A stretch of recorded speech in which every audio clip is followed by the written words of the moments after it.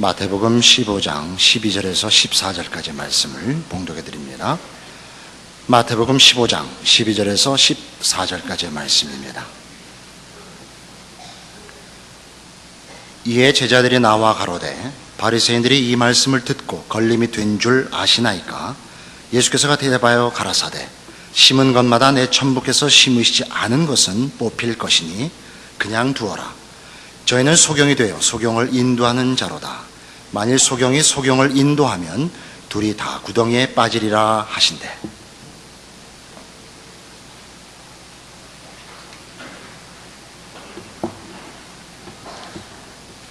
하나님께서만이 어떤 법을 정하시며 질서를 정하시며 가치를 만들어내신다 하는 것이 율법을 받는 우리의 입장에서 확인하는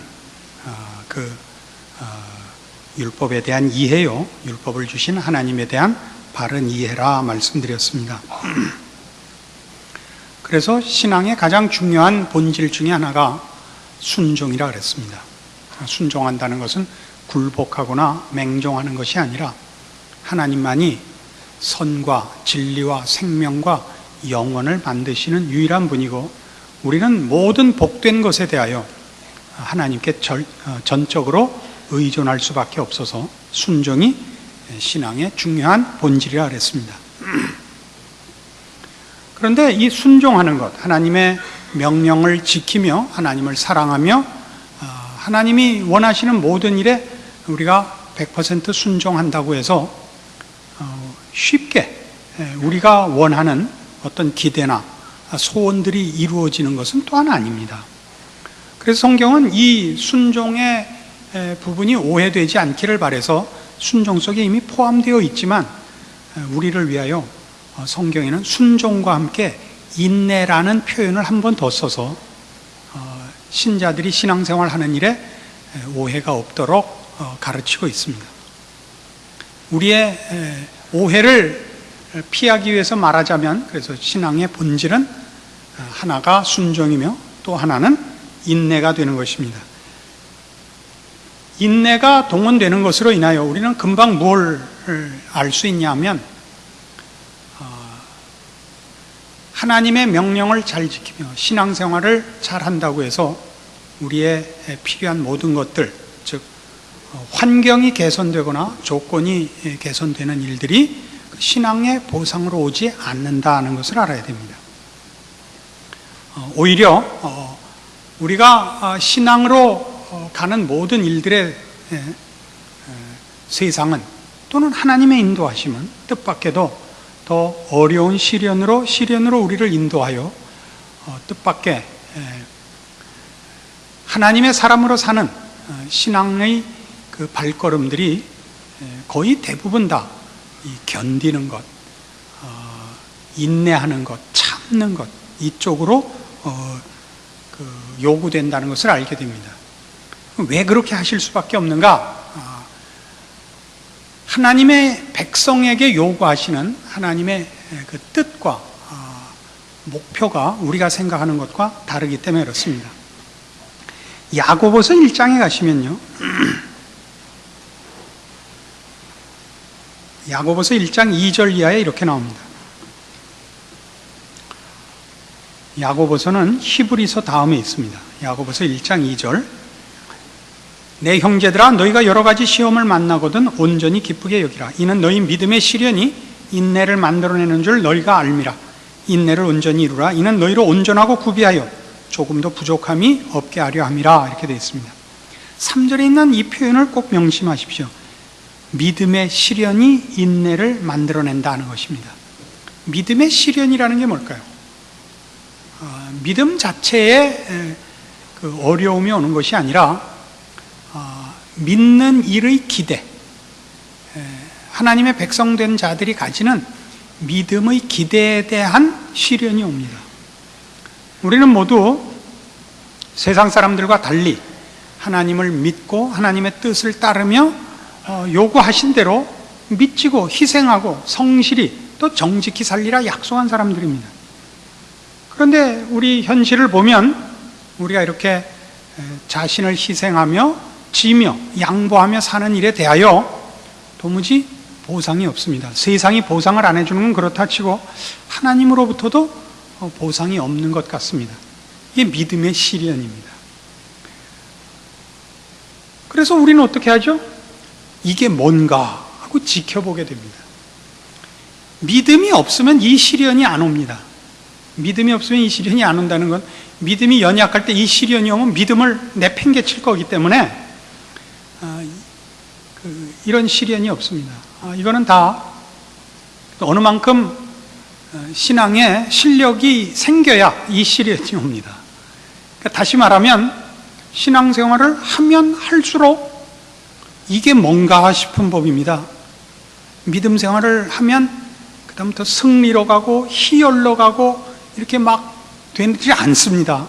누가 그렇게 가르치면 그 사기인 줄로 아십시오. 그 사기꾼들이 하는 말은 늘 똑같아요. 그 옛날 그 만병통치약 길에서 팔던 거나 이단들이 얘기하는 거나 이거 한 방이면 다 보내준다. 이건 다 사기예요. 세상에 그런 건 없습니다. 이런 거랑 똑같죠. 이거 하나를 먹으면 국산사자 은미채를 한 방에 보내준다. 그런 약은 없습니다. 공부는 해야 되고 사람은 하루하루 크는 겁니다. 우리는 그 주변에서 보면 막 믿었을 때, 개인적으로도 경험들이 그러시겠습니다만 막 믿었을 때 제일 기도의 응답이 확실합니다. 그때는 하나님이 해달라는 대로 다 해줘요. 왜냐하면 유치원생이기 때문에 그렇습니다. 유치원이라는 데는 뭐 어렵게 굴지 않습니다. 부담을 주지 않죠. 늘 가면 재밌게 놀고 맛있는 거 먹는 데가 유치원입니다. 국민학교 들어가면 얘기가 다르죠. 그때부터는 중학교 가고 고등학교 가면 맞으면서 공부를 합니다. 그리고 여러분 국민학교 다닐 때는 100점을 맞아본 기억이 있겠습니다만 중학교 고등학교 가서 100점 맞은 적은 드물죠. 실력이 국민학교 때만 못하겠습니까? 더 컸는데 시험 문제가 다른 거죠. 배우는 내용이 힘에 부치죠.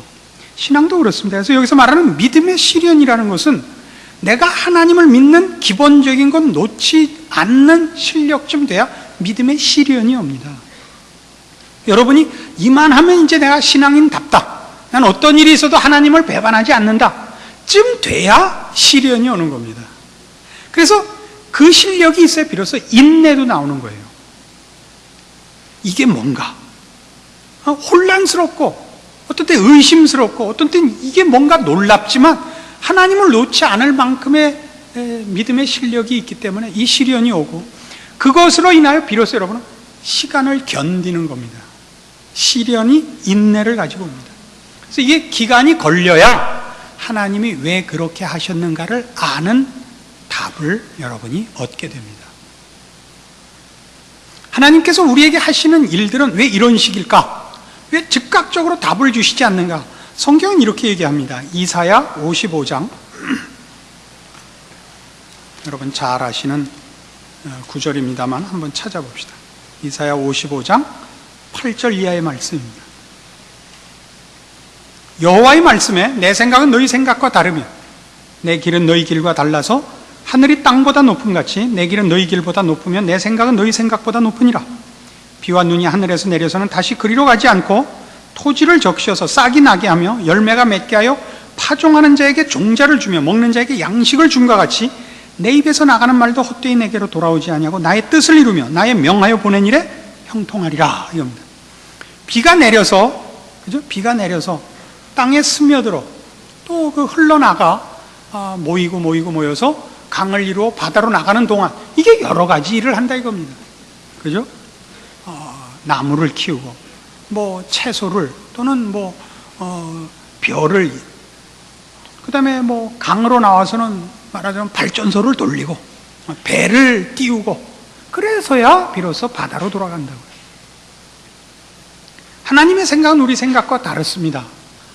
우리는 물 그러면 뭐 당장 쓸 게 뭐 먹는 물, 뭐 세탁하고 밥 해 먹고 그것보다 훨씬 많다 이겁니다.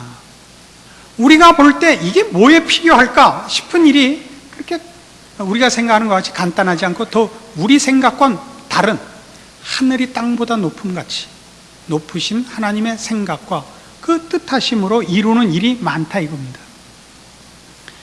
여러분, 옛날 학교 다녀서 배운 과목 중에 제일 고생 많이 했고 그리고 제일 쓸모없어 보이는 게 뭡니까? 수학이죠. 수학. 그건 뭐 돈 내고 거스름돈만 틀리지 않을 만큼 알면 되니까 덧셈, 뺄셈, 곱셈, 나눗셈만 하면 되는데 왜 죽어라고 그걸 미분에, 적분에, 무슨 확률에 이렇게 했을까요? 하나도 안 써먹을 건데. 우리가 보면 수학은 전혀 쓸모없어 보이지만 수학은 모든 학문 중에 제일 필요한 겁니다. 왜 필요하냐면 수학을 해야 여러분의 뇌가 가장 깊은 자리까지 가동이 되는 겁니다. 여러분의 뇌를 정리하고 모든 것이 가동되도록 그 용량을 키우는 게 수학입니다. 수학을 하면 숫자를 배우는 것이 아니라 여러분의 뇌를 용량을 키우고 키운 용량의 구석구석까지 정리하고 기름칠을 해주는 게 수학인 겁니다. 전혀 다른 거죠. 비가 내려서 바다로 가는 동안 그 많은 일을 하는 것 같이 우리가 당하는 모든 시련 속에서 하나님은 우리 안에 이루시는 일이 있다는 겁니다. 여기 있는 대로 내 입에서 나가는 말도 헛되이 내게로 돌아오지 않는다 이거예요. 비가 내렸다 바로 하늘로 가는 것이 아니라 이렇게 산천초목에게 할 일이 있듯이 하나님의 말씀도 우리를 향하여 간섭하시고 인도하시는 모든 일들도 우리가 보는 것, 우리가 생각하는 것과 비교할 수 없는 하나님의 크신 일들을 이루신다 이겁니다. 대표적인 예로 시편 105편에 요셉의 인생에 그것이 소개됩니다. 하나님의 말씀이 헛되이 돌아오지 않는다. 시편 105편 16절입니다. 그가 또 기근을 불러 그 땅에 임하게 하여 그 의뢰하는 양식을 다 끊으셨도다. 한 사람을 앞서 보내셨으며 요셉이 종으로 팔렸도다. 그 발이 착고에 상하며 그 몸이 쇠사슬에 매였으니 곧 여호와의 말씀이 응할 때까지라. 그 말씀이 저를 단련하였도다. 요셉이 고난받은 사실을 기록하고 있습니다. 요셉은 욕먹을 짓을 한 건 없습니다만은 부모에게 특별한 총애를 받는 것으로 인해서 형들에게 미움을 사고 그래서 팔려 애굽 땅에 노예로 팔려옵니다. 그가 노예된 그 집안에서 성실히 일했지만 무고를 당하여 감옥에까지 갇혔고 이 감옥 생활이 여기 소개된 대로 그 발이 착고에 상하며 그 몸이 쇠사슬에 매이는 자리까지 갑니다. 언젠가도 설명드린 바와 같이 몸이 쇠사슬에 매였다는 것은 원래 본문을 직역하면 쇠사슬이 그 혼을 꿰뚫었다라는 뜻이라 그랬습니다. 얼마나 처절한 자리에까지 가는지 모릅니다. 그러나 이 어려운 이 일들을 성경은 뭐라고 해석을 하느냐면 19절에 있는 대로 곧 여호와의 말씀이 응할 때까지라 이겁니다. 그 말씀이 저를 단련하였도다. 우리 이사야 55장에서 본 그대로죠. 내 입에서 나가는 말도 헛되이 내게로 돌아오는 법이 없이 내가 명하여 보낸 일에 다 형통하도록. 하나님이 여기서 말하는 그 말씀은 하나님을 말합니다. 하나님께서 계획하시고 뜻하시고 간섭하시는 모든 일을 이루기 위하여 요셉은 팔려가고 감옥살이까지 하는 겁니다. 그래서 뭐가 돼요? 뭐가 채워져요? 그는 애굽의 총리가 되는 겁니다. 그 지위에 앉을 뿐만 아니라 그 지위에 걸맞는 실력을 구비하게 되는 것입니다. 이것이 성경이 하는 얘기입니다. 왜 인내가 필요하냐?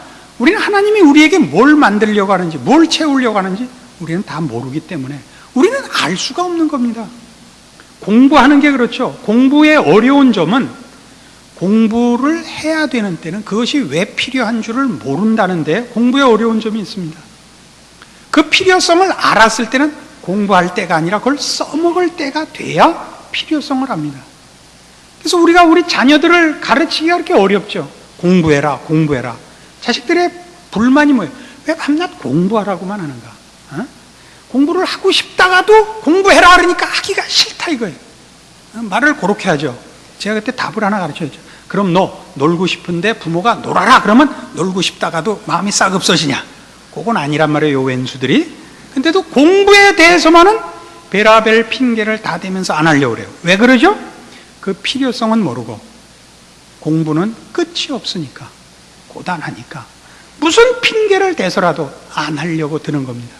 우리의 신앙상의 모든 시련이 그렇습니다. 이걸 왜 이 훈련을 받아야 되는지 우리는 모릅니다. 그러나 나중에 보면 그것이 이런 일로 인하여 필요했구나를 알게 됩니다. 그래서 하나님이 우리에게 주시는 믿음의 시련은 다 왜 생기느냐 할 때 어떤 수단과 어떤 방법적인 차원에서 필요해서 하는 것이 아니라 우리가 목표이기 때문에 이런 일이 생긴다 하는 것이 성경의 답입니다. 히브리서 12장으로 가보실까요?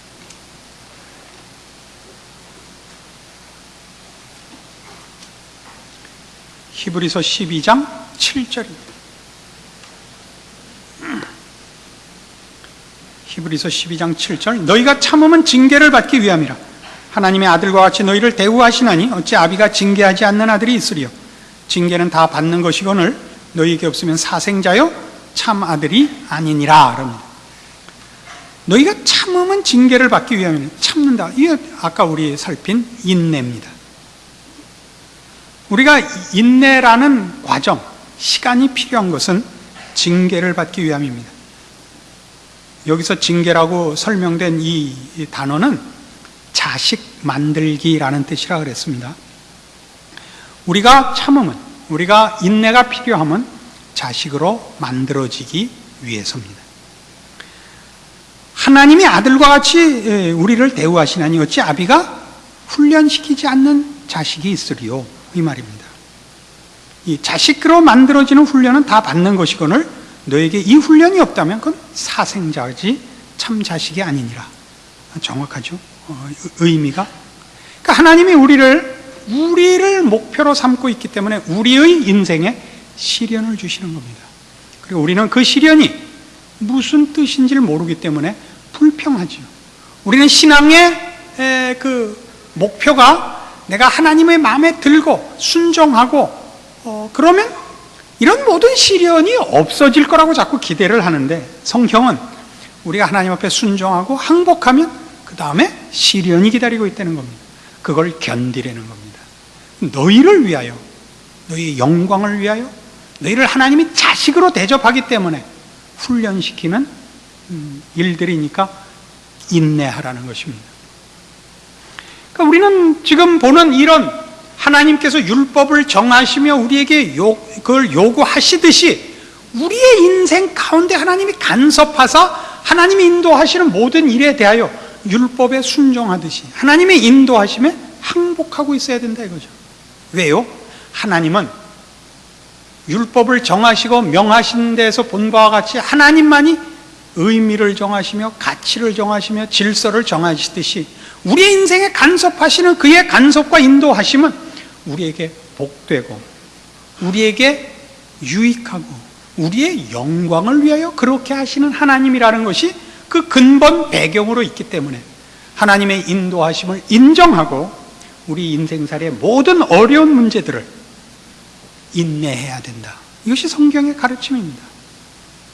어떤 일들은 그게 너무 억울해 보이고 그건 도무지 하고 싶지 않은, 그것만은 하고 싶지 않은 일들이 생길 수도 있습니다. 마태복음 5장에서는 이렇게 가르치죠. 이 인내하는 문제를. 마태복음 5장 43절.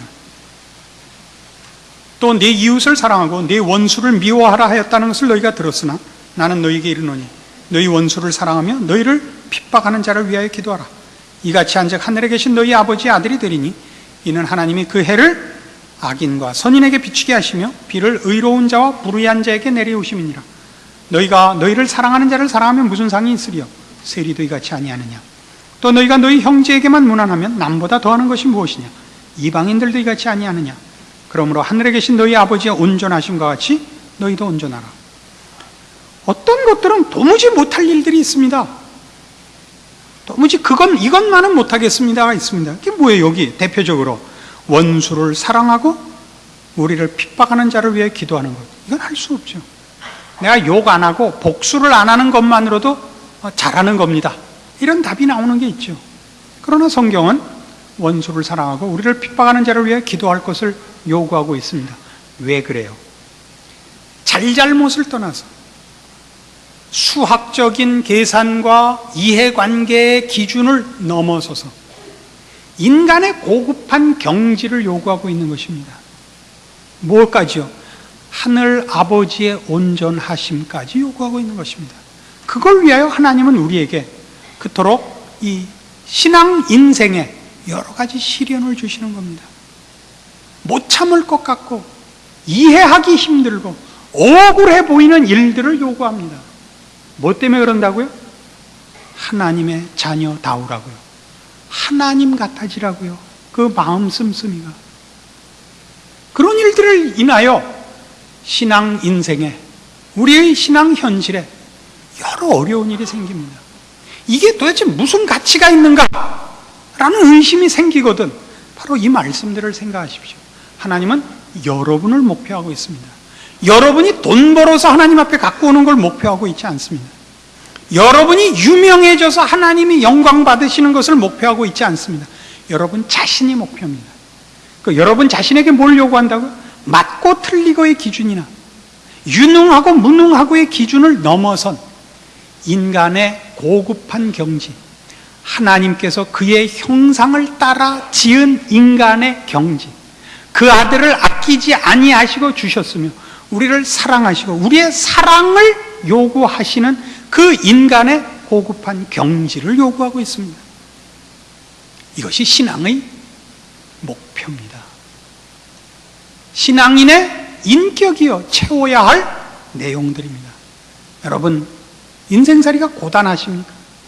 해결할 수 없는 한숨으로 연결되는 어떤 무거운 짐들을 지셨습니까? 모든 이해관계와 수학적인 계산을 떠나서 하나님께서 우리에게 요구하신 이 경지, 그 아들을 아끼지 아니하시고 우리를 위하여 십자가의 그 아들 예수를 못 박으신 하나님의 마음을 담는 그 싸움, 이 믿음의 시련을 극복하여 승리하는 그 신자된 가치와 책임과 승리를 쟁취하시기를 권합니다. 기도하십시다. 하나님 아버지 은혜를 감사합니다. 하나님의 자녀라는 이름이 갖는 이 복된 우리의 지위, 그 책임, 그 운명 말씀을 통하여 확인했습니다. 우리가 당하는 모든 시련과 어려움을 주께서 쉽게 해결해 주시지 않는 것은 우리로 하나님의 자녀답게 하시려고 하는 것입니다. 우리의 마음을 찢고 이해관계와 이기심과 자존심을 벗어 던지고 우리 하나님의 온전하심으로 부름받은 그 자리로 달려가며 노력하며 훈련하며 애써 우리 하나님을 본받은 하나님의 자녀라는 이름에 걸맞는 우리의 인격과 신앙 내용을 채우는 자들 되게 하여 주시옵소서. 예수님 이름으로 기도합니다. 아멘.